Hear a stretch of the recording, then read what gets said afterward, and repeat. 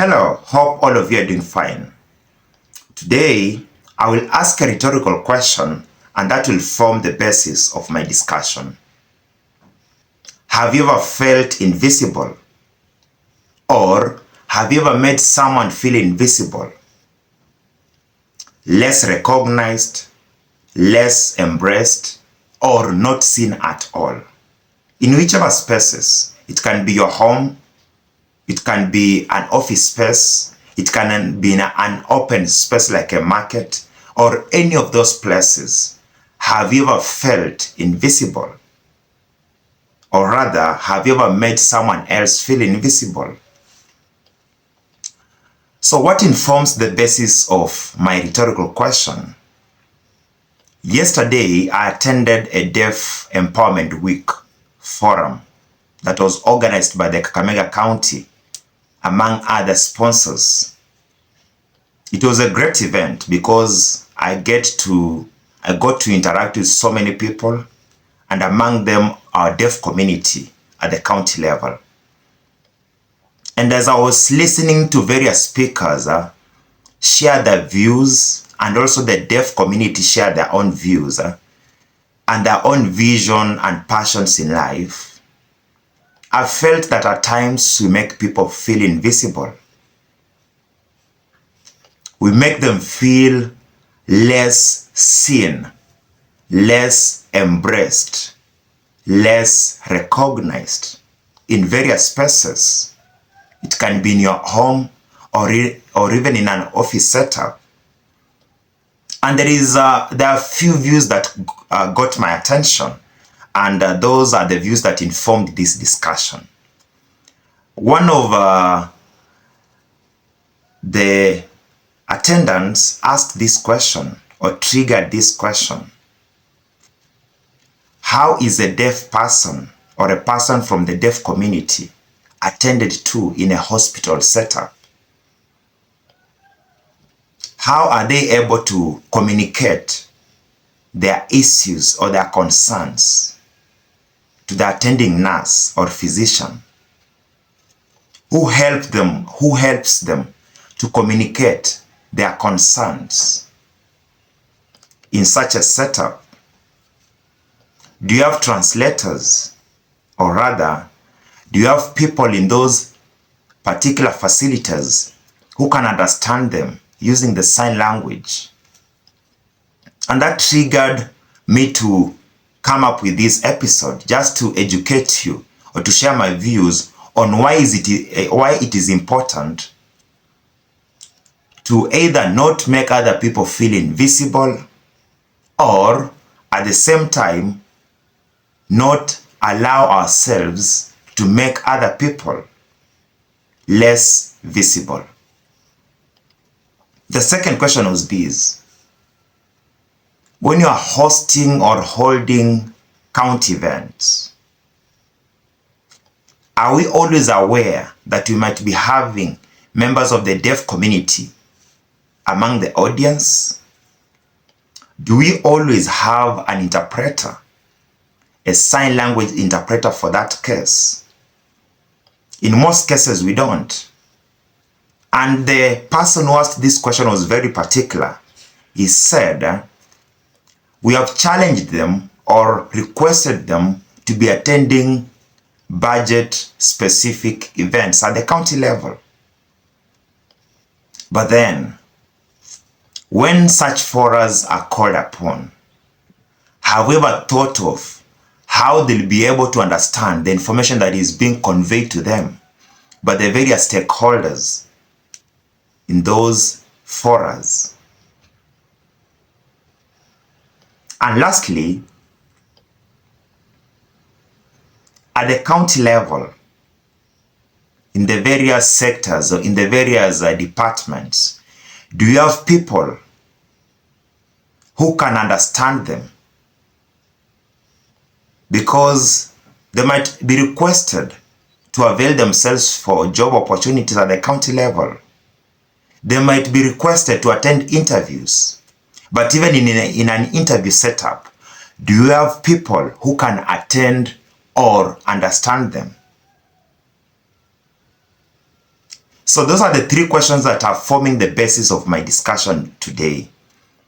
And through that, I felt is very important for us to start understanding the importance of either making other people feel visible, but at the same time, not allowing any person to make us feel invisible in any space. And I'm sure most of us have either felt invisible in different spaces at different degrees, but at the same time, we have made other people feel invisible in their own spaces. And this happens even in our homes. When you wake up, do you even greet your nanny, the person who stays with your daughter or your son as you are busy partaking the work, your busy schedules? Do you say hi to the guard who takes care of that apartment or your own home in the morning? And how do you say that hi? Is it just a hi for the sake of saying hi? Or you embrace these people?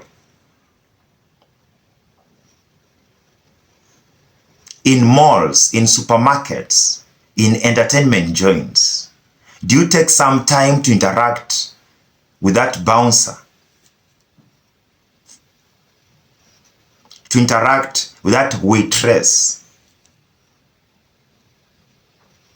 Or you just get into a hotel, request whichever meal you want. In fact, just order the meal you want. Take your meal and exit that place.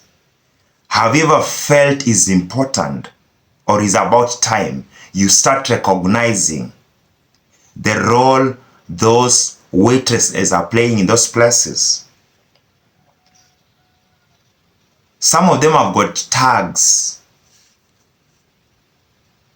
Do you take some minutes just to read the tag and understand their name, and in fact just say hi before requesting for your meal? Do you even at times tip them? Tipping does not have to be in form of money. Just by saying thank you, that is enough.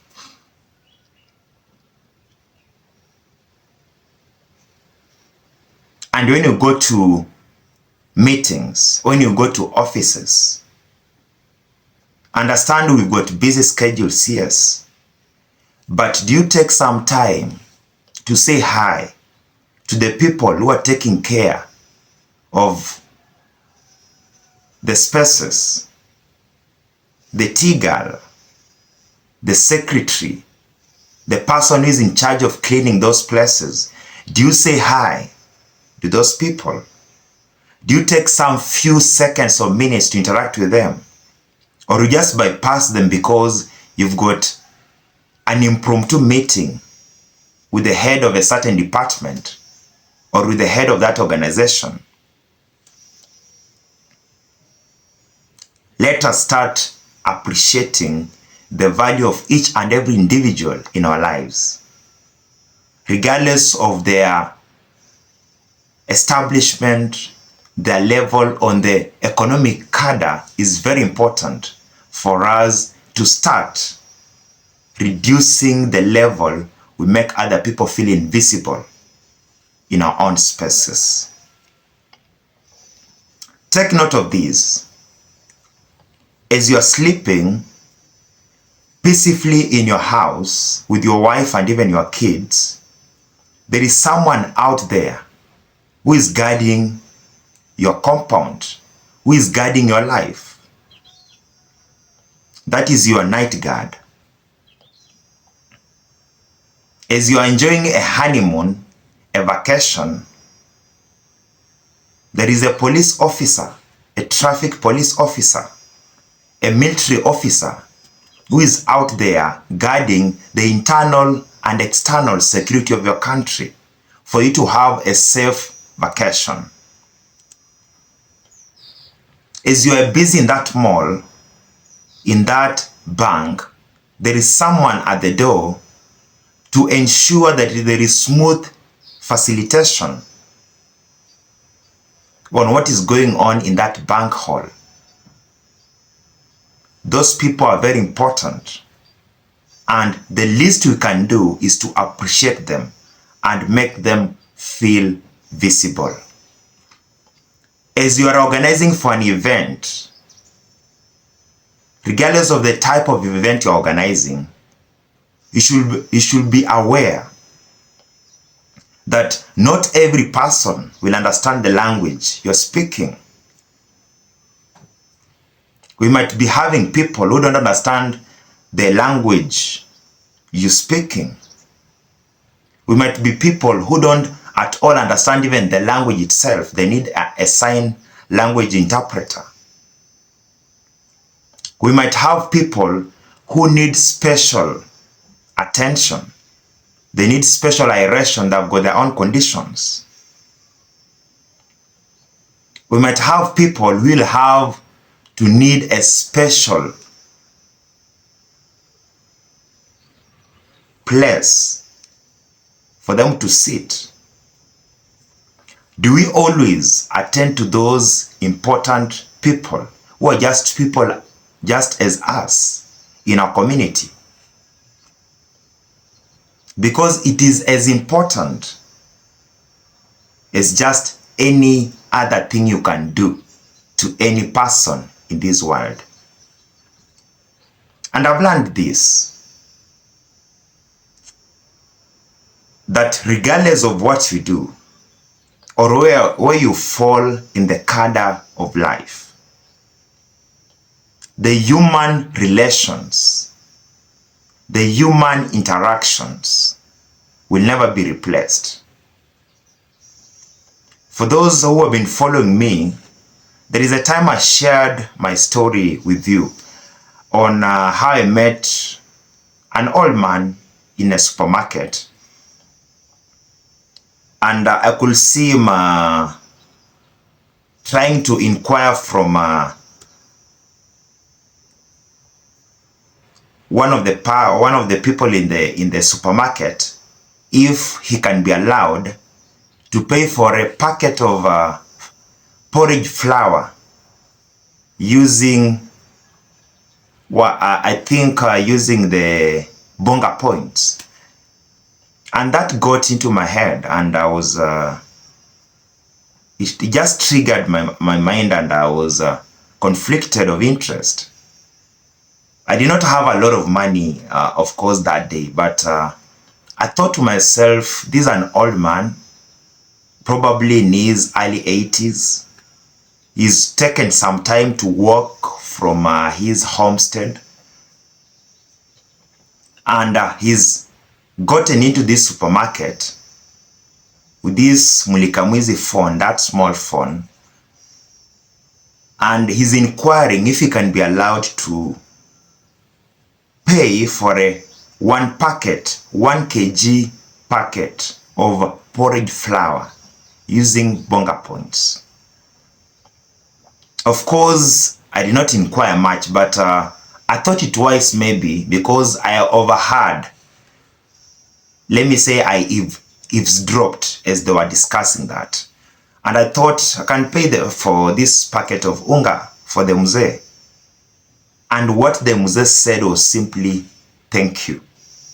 And I could see how happy he was in his own eyes that somebody had realized, somebody had seen him.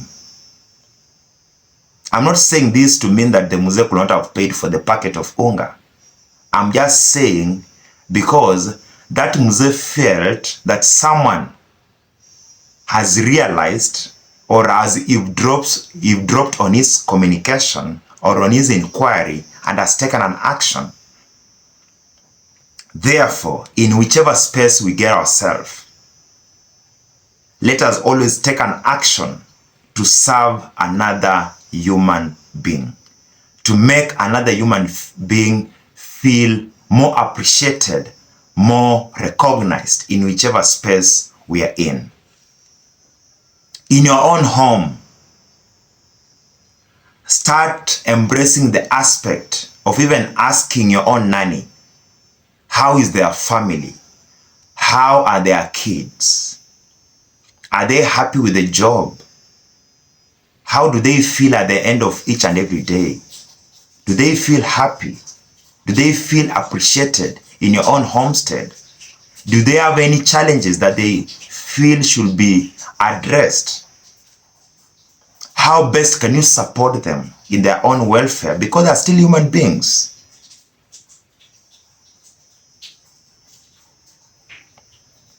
Of course, you've got an office with a name attached at the door. But this nanny also, because of the situation, is in your house. And as much as her name is not attached on the door of your house, she's still a human being who requires attention. He requires the same welfare that you are granted in your office, even in your own office, which is your home. If you're a husband or if you're a wife, start asking each other those important questions. Make each and every person feel visible. Ask your wife, how does she feel? Does she feel happy? Does she feel motivated? Does she feel at times that things have to be done differently than how they are? Does she need some space just to breathe? Does she need more support in a certain cadre in your own homestead? Start asking those questions.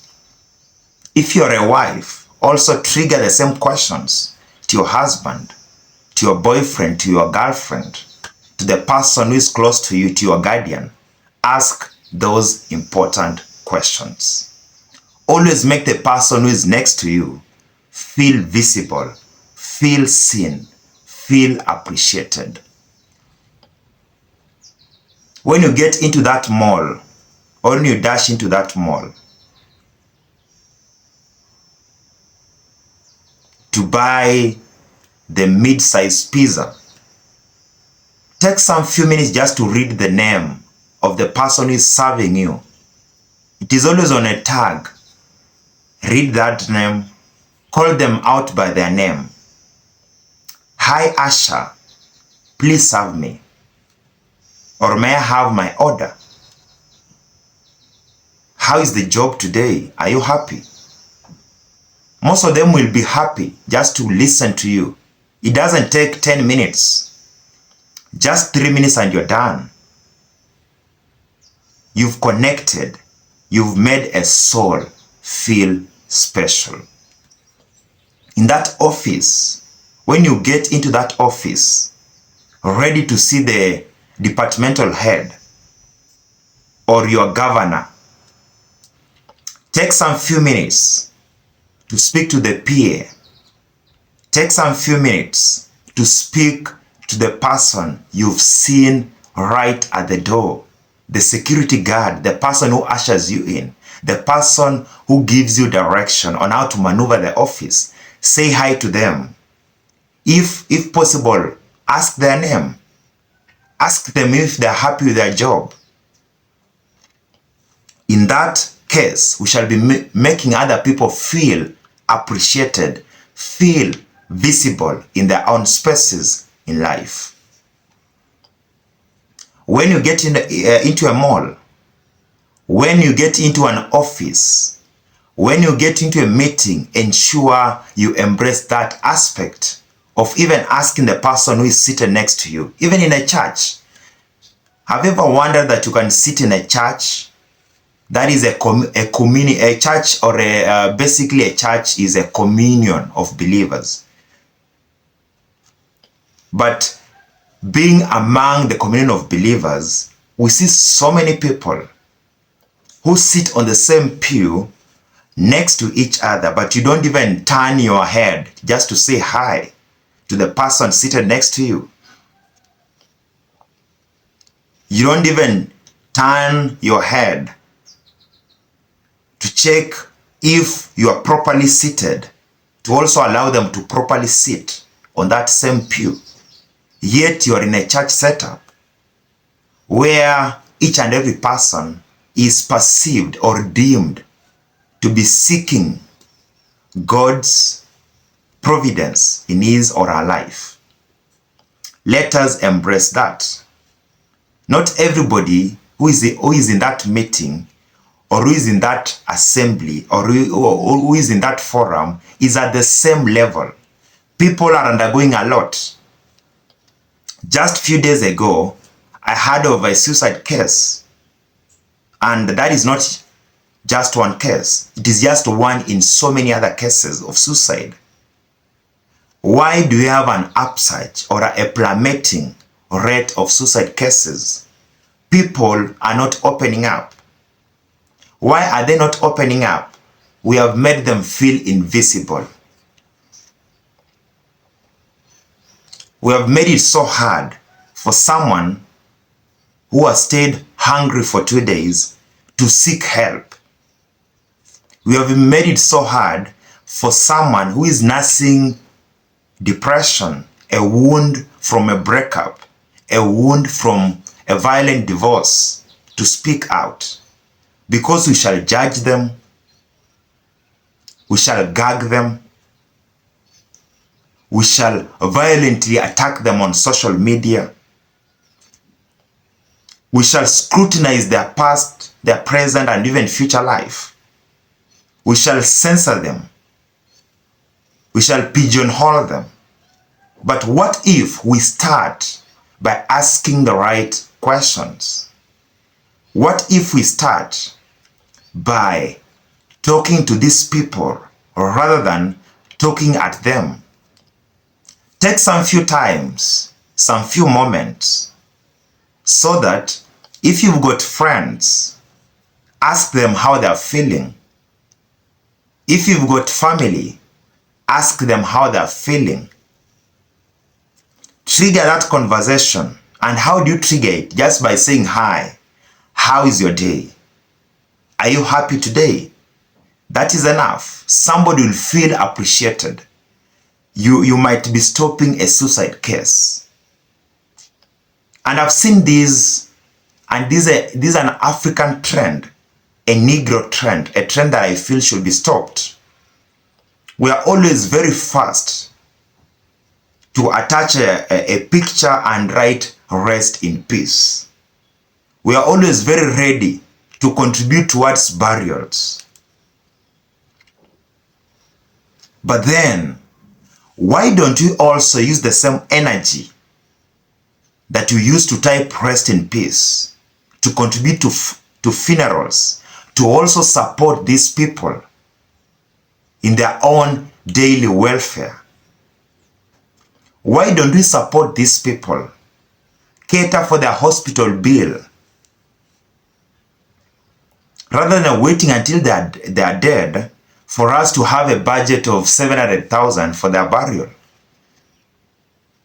I think that is something that you have to start changing, or we have to start having a conversation along. Someone who has never touched even 10,000 ends up having a burial budget of 700,000. And the people who knew this person while alive are the ones who have contributed that money. Where was that money when this person was still alive? We made them feel invisible, and we now want to make their funeral feel visible. I think that is a conversation we need to have on how best can we appreciate the value of life when somebody is still breathing, when somebody is still in their mortal form. What can we do to address that? How best can we create interactions, create communications, create platforms whereby people are able to express themselves non-judgmentally? Somebody has exited their marriage or their relationship. The less they need is just somebody to talk to them, to understand what happened, what triggered that separation or even divorce. You don't have to judge them. You don't have to rumor monger about them. You don't have to tarnish the name. They're nursing a wound, a fresh wound that needs someone to cover it, to dress it. Be that person who makes them feel appreciated, feel human enough. There's so many scenarios I can give, even on WhatsApp, on our messaging apps. Somebody says hi, we don't reply. It is until, I don't know, maybe it's our own culture, but I think it's something that you have to start changing. Hi, how you doing? How is your day? That's so hard for somebody just to reply. Of course, I understand that those who've got their own intentions, but don't inform. Don't run to conclusions. Have some time to listen to people, provided you understand at the end of the day, you're making your life and their life feel comfortable. Take some few minutes to just even say thank you to the person who helped you yesterday. Send that email. Tip that person who has served you in that hotel. You just had a lunch of 5,000. Do you know that possibly that waitress could be having that as her monthly salary or his monthly salary? Just what you've had for lunch. Will it be so hard for you just to take 500 shillings or even 100 shillings and tip them? You'll have done much towards the welfare of this person. That 500 could mean life or world to them. It might be their daily lunch for the next 1 week. Do that. And I won't go into you'll be blessed. But that is how we should start living. For us to be able to have a better life whereby people feel appreciated, people feel embraced, and we stop making other people feel invisible or making ourselves feel invisible in certain spaces. I have been to meetings and there are some people who fear talking because of the resentment they'll receive afterwards. You are in a meeting whereby each and every person is talking the Queen's language and you don't understand even an iota of a word that they're speaking. They're speaking loyally language. They're discussing the Kenyan Constitution and any amendment thereof. You don't understand any of that. The best language you understand is your local dialect, your vernacular, your Gikuyu language, your Kisii language, your Luo language, your Luya language, your Kalenjin language. That is what you understand. But because these people cannot make you feel visible, share your views, you choose to remain numb, to remain quiet because they will judge you. Let us start by understanding that each and every person, regardless of their level in life, needs visibility. Let us grant visibility to people. Even if you love the Queen's language, as I do, I have to admit that there are some spaces whereby I have to speak Kiswahili. Even if I love the Kiswahili language, as I do, I have to admit that there are some spaces where I have to speak in my own vernacular. I don't have to meet a shosho, a grandma at 80 years and start speaking like the Queen. She might understand, yes, because some of our shoshos are digital, but even my language, my words matter to her. I should speak to her in the language she understands better. If she's a Luo grandma or grandpa, let me get a translator if I don't understand a Luo, so that I'm speaking in a language she best understands. And it is only through that that you can be able to converse or have meaningful conversations. I'm also challenging our fourth estate, the media. Try to censor even the people you invite on board in those programs. Understand those people are drawn from various professions. But as an auditor, my auditing terms are limited to the auditing field. The general public might not understand what I mean by some of those terms. What I mean by debiting or crediting. Some of the people in the public domain might not understand those terms. So there is no need of using them. Let me meet my community of auditors and use those terms. That lingua. I'm an advocate of the High Court. Some of the terms or references that we use do not even concur or align with what the general public understands. The Mamamboga and the Boda man, I'm just using that as an example. I don't mean to pigeonhole them. Don't care about the articles, the chapters in the Constitution. They care about having the basic needs on the table, having a meal, taking their kids to school,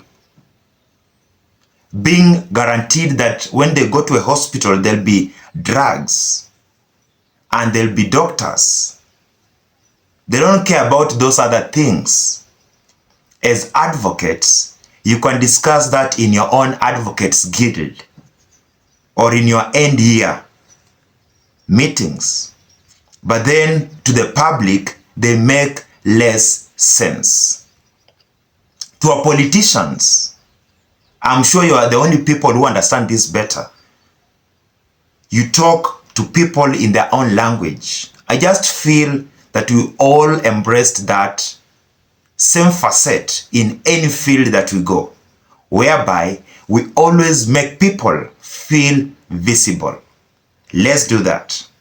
And I'm sure we shall create a better society where each and every person feels passionate, feels appreciated, feels recognized, feels seen in whichever space they are put in.